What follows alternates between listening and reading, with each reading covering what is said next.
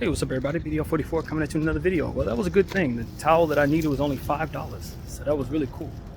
Definitely picked up another white towel so I can kind of just toss theirs to the side and use mine from here on out. Hopefully it'll be a better experience, man, because that has really been a problem, trying off your different essentials and then finding more towel left behind than anything else.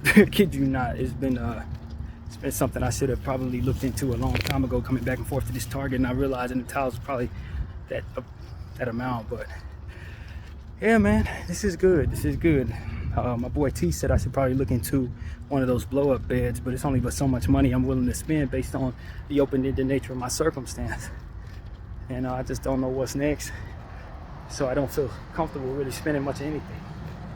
You know, that's really what the reality is. But once I get the GR kicking in, which hopefully can come this week, it shouldn't be that much longer. We're in the work week now, so I submitted everything that they would otherwise need me to submit, so I thought. Hopefully they ain't calling me up with nothing else, but hopefully we can get that going this week, and then from there I'll know what my options are financially, because I really don't know what they're giving me. I don't know. It's not something that they actually told me. But even if the money ain't that much, what the most important thing is that I get that GR ID. Once you have that, then you can say, okay, I have GR and I qualify for this program or that program that'll get me my own place and get me out of this hotel. So that's what it's all about. Even if they only giving me $100, I can still get in that damn program. And so some information I forgot to tell you guys, I applied for the Section 8 in Orange County waiting list that opened up today.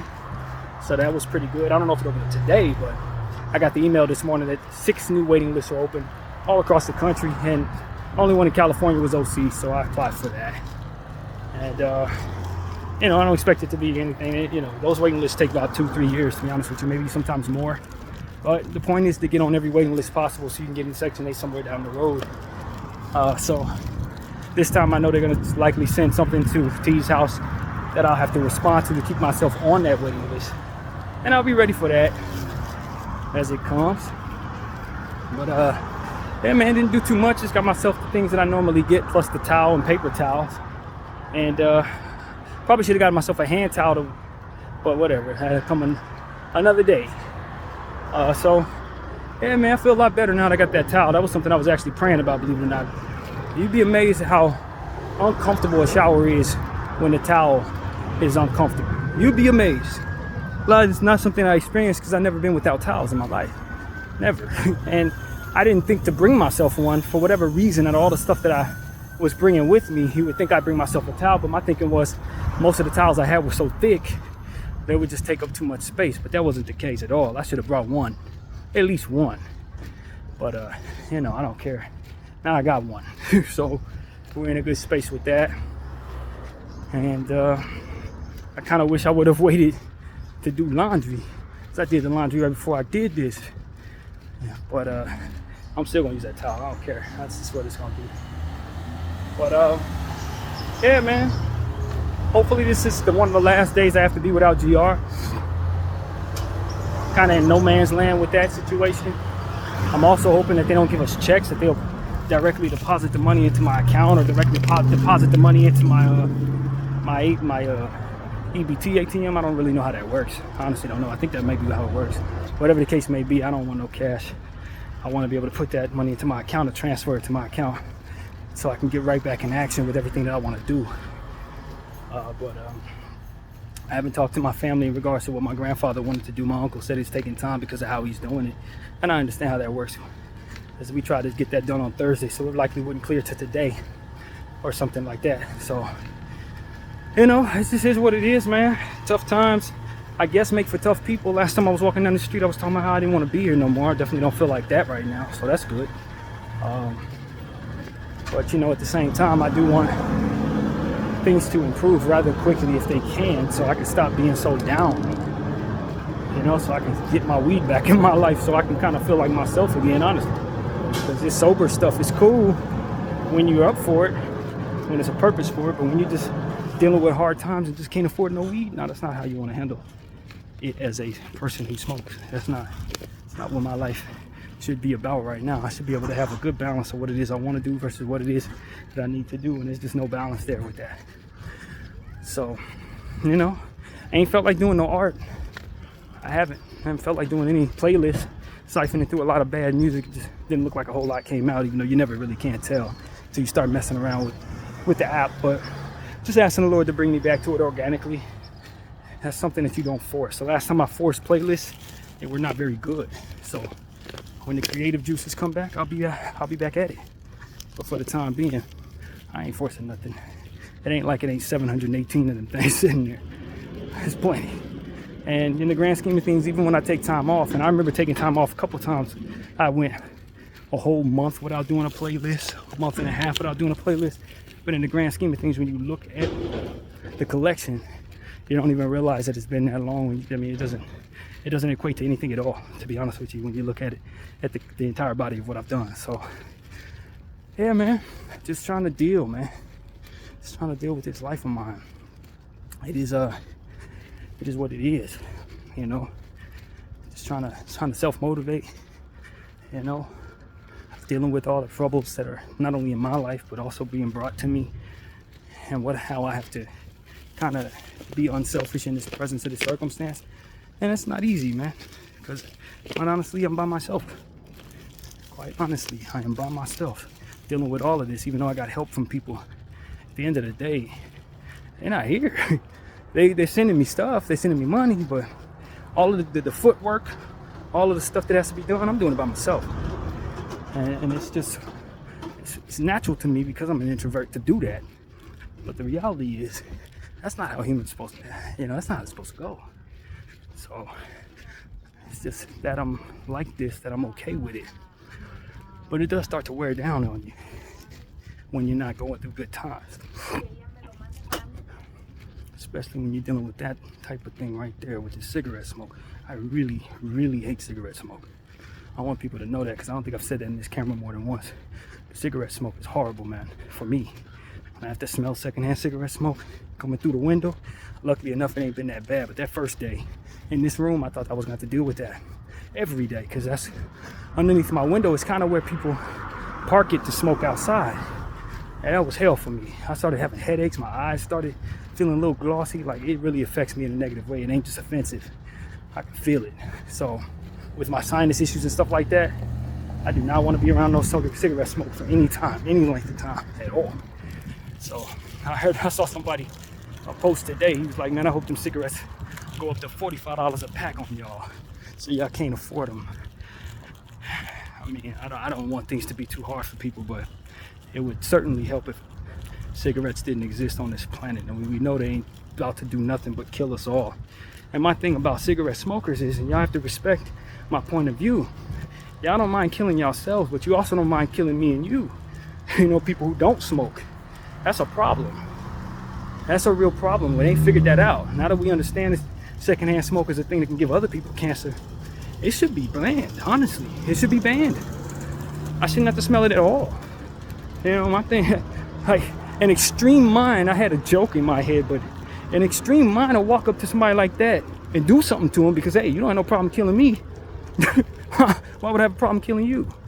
And so that's where it goes when you're crazy. That's where it really goes for people like myself who can't stand cigarette smoke at all. It's like, yo, don't smoke around me, please. Respectfully. I understand you're addicted. A lot of y'all want to quit and can't quit.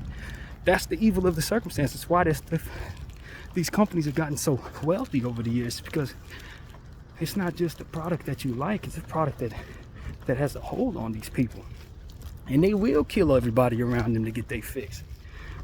You know, they will smoke around kids, smoke around everybody else to make sure that smoke is in their lungs, helping them to what it is they're addicted to. And I just think at this point, when we know so much, we shouldn't really even tolerate it anymore, to be honest with you, at all.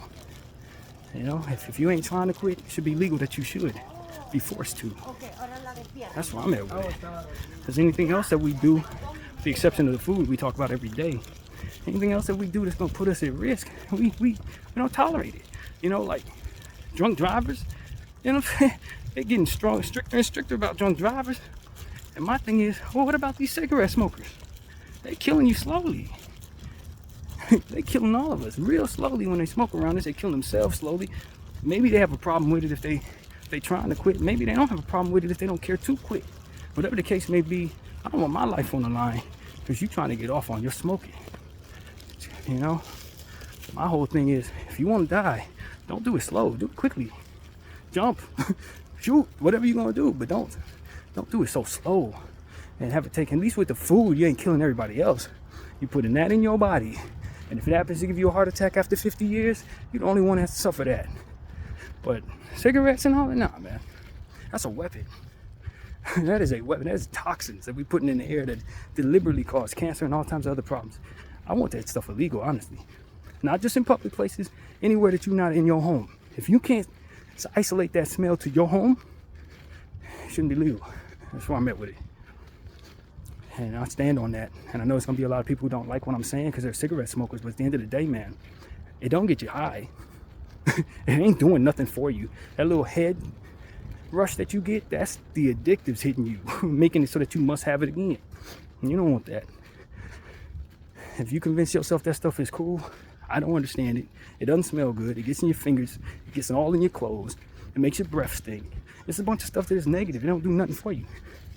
And at this point, it's just bad culture. That's all it is. It's horrible culture that weaponizes itself against everyone. And given the fact that we're surrounded by children and stuff in everyday life, no. That stuff should be illegal, period. Animals, no. Now, cigarettes need to go, man. So that's where I'm at with that.